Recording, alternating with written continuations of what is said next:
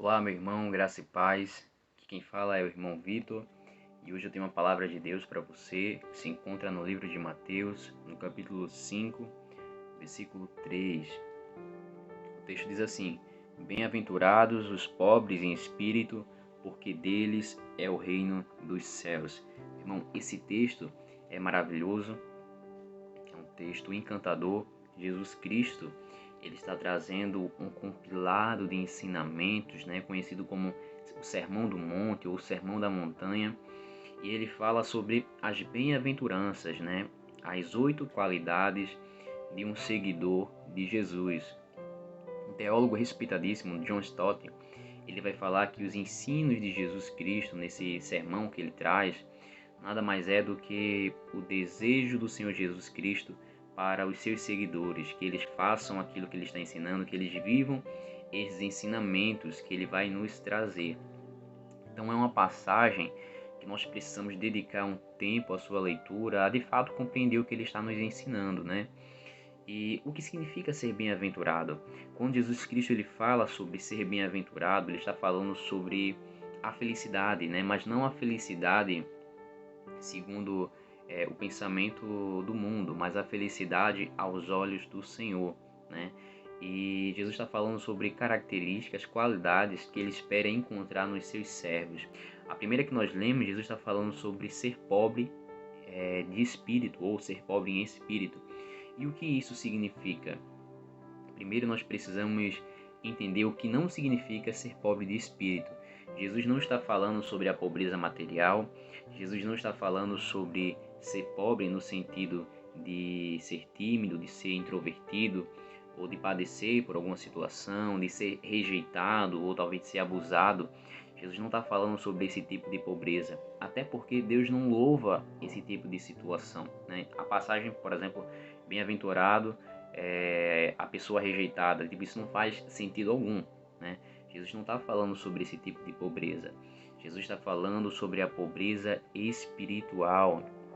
E que pobreza é essa? Jesus está falando sobre aqueles que reconhecem a sua pequenez diante de Deus, aqueles que reconhecem que são pecadores, que são falhos e que necessitam da graça e da misericórdia de Deus para a sua vida.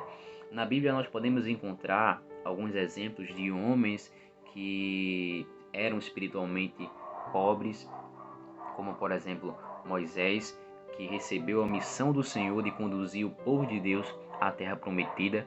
Mas é interessante que no capítulo 33 e versículo 15 do livro de Êxodo, Moisés ele vai falar para o Senhor: se o Senhor não for comigo, então eu não saio daqui, Eu só saio daqui se a tua presença estiver comigo.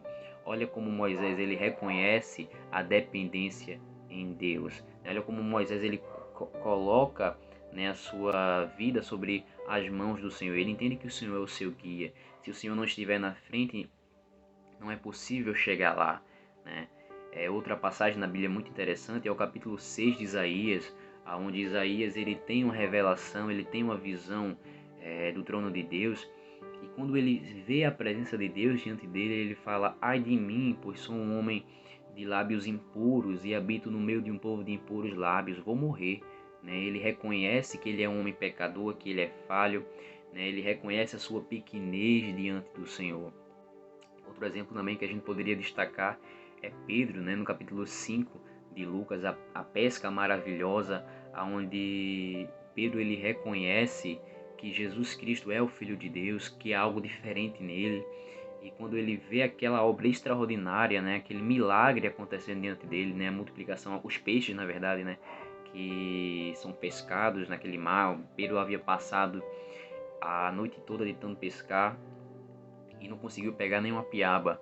E aí Jesus Cristo ele entra naquele barco, ele pede para Pedro ir mais a fundo e ele manda lançar as redes. E Pedro fala: mas Senhor, nós pescamos a noite toda, não pegamos nada, mas já que o Senhor está pedindo, eu vou fazer.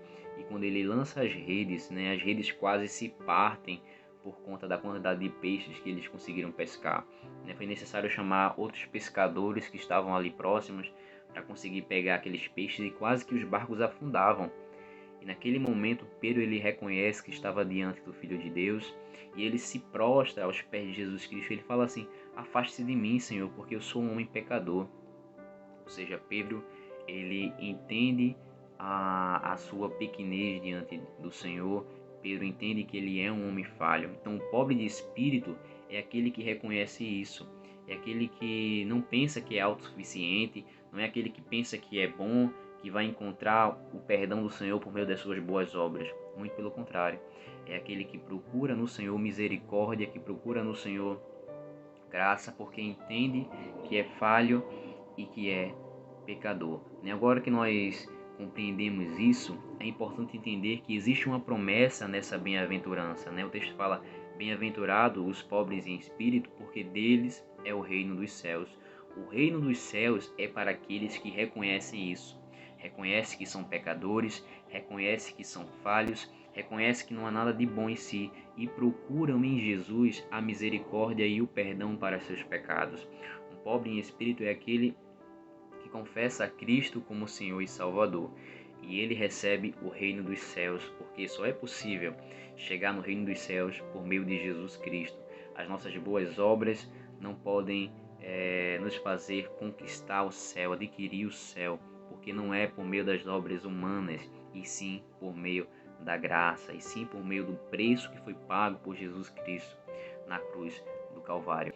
Que o Senhor Deus te abençoe, que essa palavra possa entrar no teu coração e que nós possamos entender a necessidade de nos humilharmos diante de Deus, de reconhecermos a nossa dependência nele. Que Deus te abençoe grandemente. Fica na paz do Senhor.